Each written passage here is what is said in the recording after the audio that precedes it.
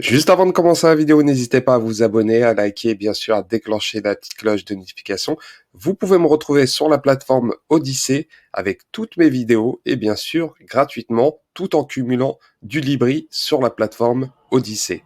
Allez, c'est parti. Et si l'Ethereum dépassait le Bitcoin? Ah, c'est une question qu'on se pose tous. Donc, juste avant de parler de ça, on va regarder le marché actuel.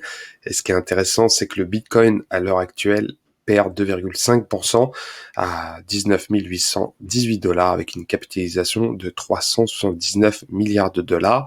En deuxième position, l'Ethereum, bien sûr, à 1528 dollars avec une capitalisation de 186 milliards de dollars. Donc, on peut voir la petite différence qui est en train de se rapprocher. L'Ethereum se rapproche de plus en plus. C'est un petit x2, je dirais un x 1,8. Derrière, on peut voir là en cinquième position le BNB qui perd 0,8%, le XRP 1,3%, le Cardano 0,3%, le Solana 1,8% et Dogecoin à 2,5%. Et bien sûr, sur le top 10, entre le top 10 et le top 20, on peut voir Polkadot qui perd 2,6%, le Polygon 1,5%, le Shiba Inu qui régresse à 2,3%, le Tron qui prend 3% aujourd'hui, Avalanche prend légèrement 1,2% malgré le scandale qu'il y a eu récemment. Je ferai une vidéo spéciale concernant Avalanche, car il se passe des choses énormes concernant Avalanche.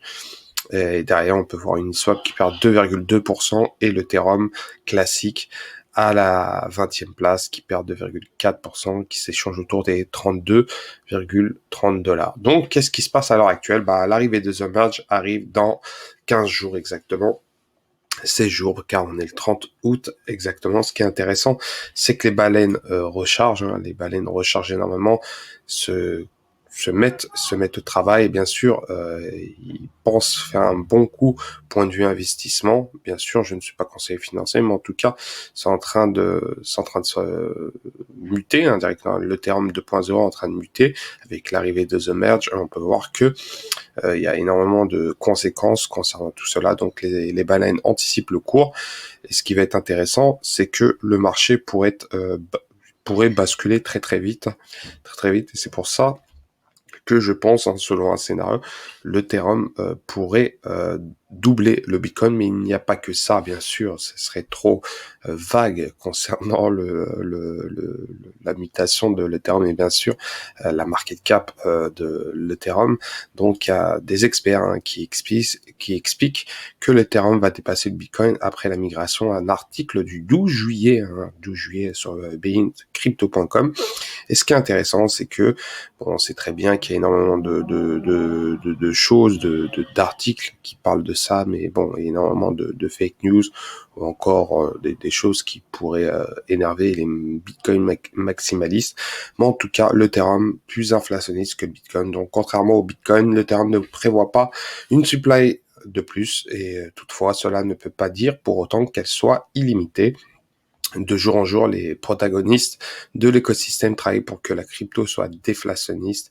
Avec la mise à jour de Londres, London Hard Fork et la proposition UIP 1559, il aura selon les données on-chain l'équivalent de plus de 5 milliards de dollars en jetons Ethereum qui auraient déjà été brûlés. Donc, selon l'expert Vivek Raman, le burning rate de l'Ethereum devrait s'accélérer après le passage vers le mécanisme du consensus de preuve d'enjeu, en gros, à l'arrivée de The Merge. Et selon ce dernier, l'inflation de la crypto-monnaie s'abaissera à 0,22% après la migration. Donc, ce qui est intéressant, c'est que quand l'Ethereum classique, l'Ethereum passera en The Merge, il y aura énormément l'inflation passera de 40,3% à 0,22% après la fusion.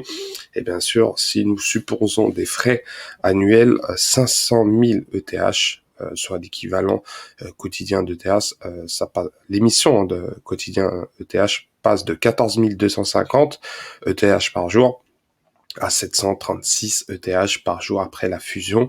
Et bien sûr, il s'agit d'une réduction de 95% de l'émission, ce qui signifie que 95% de moins d'ETH, d'Ethereum, peuvent être vendus quotidiennement après les retraites. Donc, il y a énormément de paramètres qui va favoriser l'Ethereum.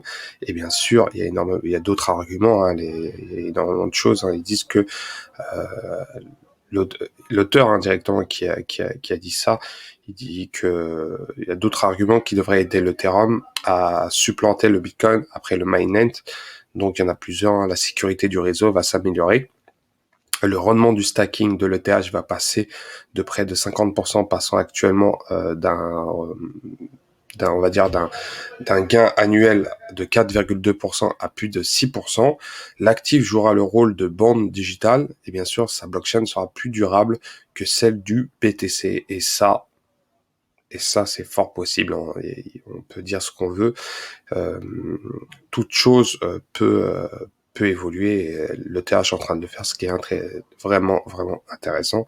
Et bien sûr, l'auteur qui a dit ça, il dit que les frais ne vont pas passer après le merge. Il affirme que après la fusion, les frais ETH L1 ne diminueront pas malheureusement. Ce que je vous avais dit concernant les frais, on parle souvent de the merge par rapport aux frais. Mais le but de la fusion est de déprécier le mécanisme du consensus Proof of Work Ethereum et de le remplacer en Proof of Stake. Et bien sûr, les frais sont une fonction de la demande de l'espace de bloc, pas du mécanisme du consensus. Pour des frais moins élevés, on utilise les L2 déjà actifs, qui sont déjà actifs pour l'exécuter. Donc vraiment un avis très intéressant. On va voir comment ça va évoluer, mais en tout cas c'est très probable. Hein. Bon, il y en a qui s'imaginent pas, ils voient que le Bitcoin pourrait rester premier, mais qui sait? Sincèrement, qui sait? Donc, il y a un autre auteur, Arthur Hayes, a le même avis que Vivek Raman, selon l'ancien PDG de BitMEX. L'Ethereum va dépasser le Bitcoin car la crypto-monnaie devrait une marchandise après la migration. Donc, en gros, ça deviendra un peu comme les matières premières, comme l'or digital, mais version crypto-monnaie. Donc, en gros, c'est ce qu'ils veulent faire comprendre. Et il déclare, lors d'un long argument sur son blog, il dit que le Bitcoin doit à nouveau être considéré comme une réserve de valeur et une couverture contre l'inflation, car il s'agit de la forme d'argent la plus dure jamais créée. L'Ether n'est pas de l'argent, c'est une marchandise qui alimente les plus grands ordinateurs décentralisés du monde. Et il ajoute que le Bitcoin n'a pas vraiment de rendement implicite. Le Bitcoin n'a pas de rendement implicite au BTC au niveau du protocole. Après la fusion, ça sera le cas de l'ETH. Par conséquent, le Bitcoin est de l'argent alors que l'ETH est une obligation liée à une matière première. Donc, faudra voir, mais en tout cas, ce qui est intéressant, c'est que on peut voir que le marché actuel du Bitcoin et de l'Ethereum, la capitalisation, on peut voir que l'Ethereum n'est pas loin des 200 milliards de dollars et le Bitcoin 380 milliards de dollars. Est-ce que The Merge va faire basculer tout cela? On saura d'ici peu de temps, mais en tout cas, dans les jours à venir, dans les semaines à venir et dans les mois à venir, ça serait intéressant de voir tout cela, car il y aura énormément de changements dans le monde de la crypto-monnaie et surtout dans le marché crypto. Et bien sûr, j'essaierai de faire des vidéos concernant cela parce que ça va être super intéressant. L'arrivée de The Merge, c'est vraiment une période assez incroyable, point de vue révolution et mise à jour de l'ETH 2.0. Et donc voilà, c'était 99 Crypto. N'hésitez pas à vous abonner, à liker, bien sûr, à déclencher la petite cloche de notification. Et je vous souhaite une très bonne journée. Ciao, ciao.